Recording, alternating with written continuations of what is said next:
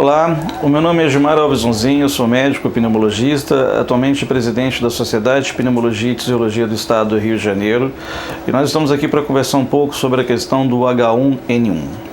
H1N1 é um vírus, ele faz parte do grupo dos chamados vírus influenza e ele é o causador da gripe clássica. A gripe clássica é uma situação onde você desenvolve uma virose que ataca as vias respiratórias e que essa virose leva a um quadro mais intenso em termos de comprometimento do corpo do paciente, do indivíduo que desenvolve essa situação.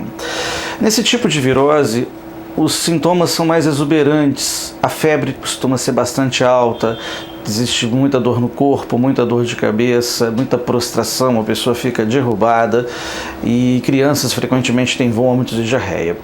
Esse quadro preocupa principalmente pelo risco que ele tem de complicações, especialmente a pneumonia pelo próprio vírus H1N1 e outras complicações como a própria pneumonia bacteriana que ele pode facilitar e agravamento de outras doenças que a pessoa possa ser portadora.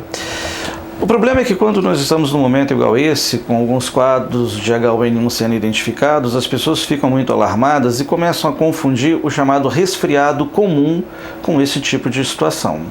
O resfriado comum também é uma virose respiratória, mas ele é causado por vários tipos de vírus, inúmeros tipos de vírus, e o quadro produzido nesses resfriados, ele é um quadro muito mais brando, mas ele também tem tosse, ele também tem febre, ele também leva a sintomas gerais, mas é um quadro onde a manifestação clínica ela não chega a derrubar o paciente, a febre não é muito alta, a pessoa consegue manter suas atividades usuais. Então a pessoa tem que ter um pouco de sensibilidade para não imaginar que qualquer quadro de tosse, febre baixa e tal já pode ser o H1N1 e ter um alarme que pode até levar a um desgaste desnecessário. É importante também lembrar que existem outras doenças febris e você pode ter a febre por infecções bacterianas, como amigdalite, como sinusite, como pneumonia, você tem as viroses como dengue, as viroses de outras naturezas, podendo também levar a quadros febris. Então há uma necessidade de ter uma sensibilidade a respeito disso para não criar um alarme exagerado.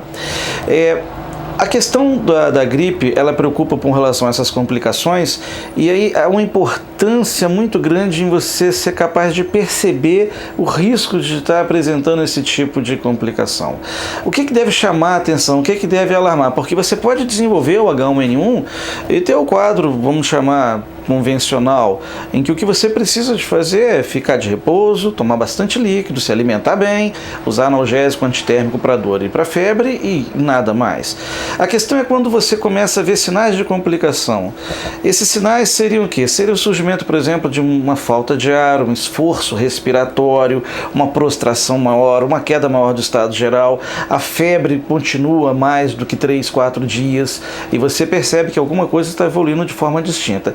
Esses casos, na evidência de complicações, você realmente precisa de procurar serviço de saúde, precisa de procurar socorro médico e havendo indicação, no caso, há uma proposta de um tratamento, que é a indicação do oseltamivir, que é um antiviral que deve ser feito nos pacientes com H1N1 sob risco de complicação, ou por pertencerem a grupos de risco, ou por estarem já apresentando esse tipo de complicação. Como toda doença, muito melhor do que tratar é prevenir. A transmissão do influenza se dá basicamente quando uma pessoa com o vírus, ela tosse, espirra e espalha o vírus no ambiente, uma outra pessoa inala esse vírus e desenvolve a doença.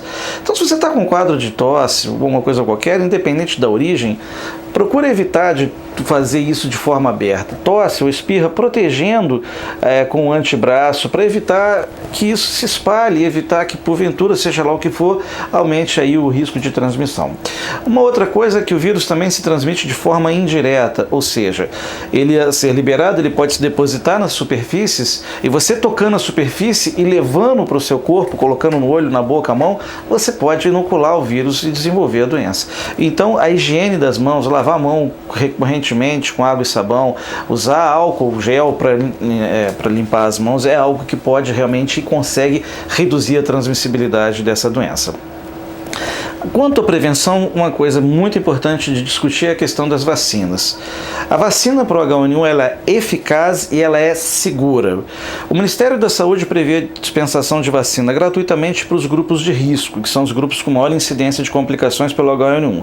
Seriam as pessoas acima de 60 e abaixo de 5 anos, as grávidas e as pessoas portadoras de determinadas doenças crônicas. Essas pessoas recebem do sistema público a vacina.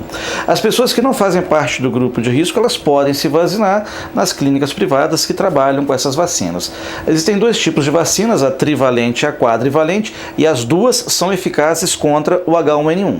A diferença entre as duas é que a quadrivalente ela tem proteção adicional sobre um tipo de vírus influenza, que é o influenza B, que não é o H1N1.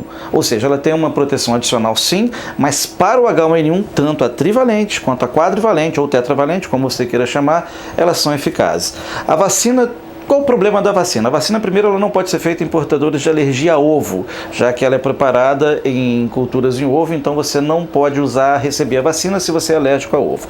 A outra coisa é que se você está em vigência de um quadro infeccioso febril, uma virose ou um quadro bacteriano, a vacina deve ser postergada e aplicada depois desse quadro ter terminado.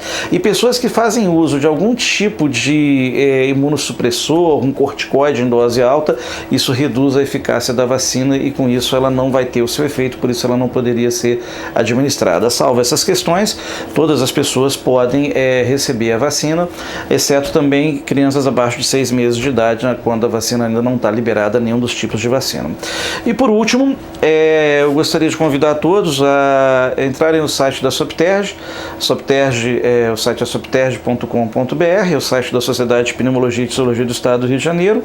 Na área Respirar, que é a área voltada ao público, nós temos uma quantidade muito grande de informações sobre doenças respiratórias em geral e uma parte específica sobre o H1N1 que pode ajudar a dirimir dúvidas adicionais que a gente não tenha conseguido eliminar nesse momento, nesse bate-papo. Obrigado aí pela atenção de todos.